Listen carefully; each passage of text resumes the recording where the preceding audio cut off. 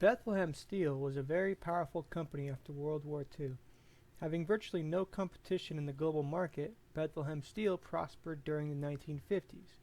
However, many different issues loomed on the horizon. There would be problems with mismanagement, where management giving pensions and benefits that would cause a huge unpayable burden, a total lack of understanding of market competition, a failure to modernize and keep the most up-to-date technologically, and finally, its once beneficial location in Bethlehem would become a burden with the need to import outside resources. All of these factors and more soon began to take a toll on Bethlehem Steel. With natural resources running out, there was a need to import lower-cost resources.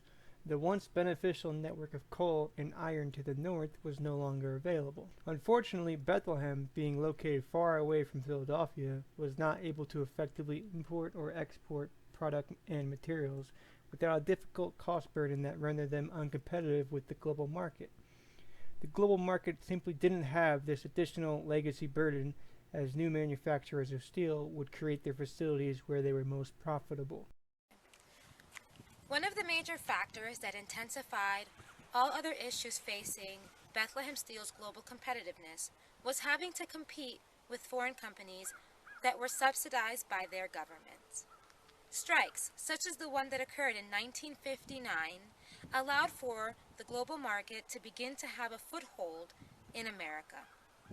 Industries, such as automobile manufacturing, were forced to import steel as they simply could not wait for Bethlehem Steel and other companies to sort through employee issues.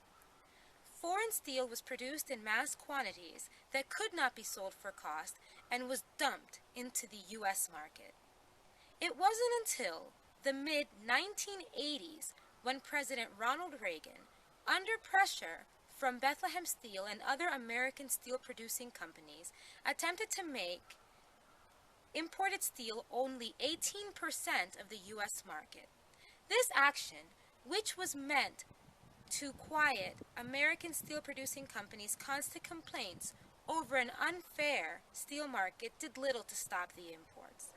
Foreign companies took all types of measures, such as relabeling steel from finished to unfinished, and often just imported directly, ignoring the laws. What did you think? You walk into the steel company, it's 1973, 75, 76, and you know, it's like the technical age, and you're piling these beams by hand. What did you think? This multi-billion-dollar company, you're piling steel by hand. What do you think?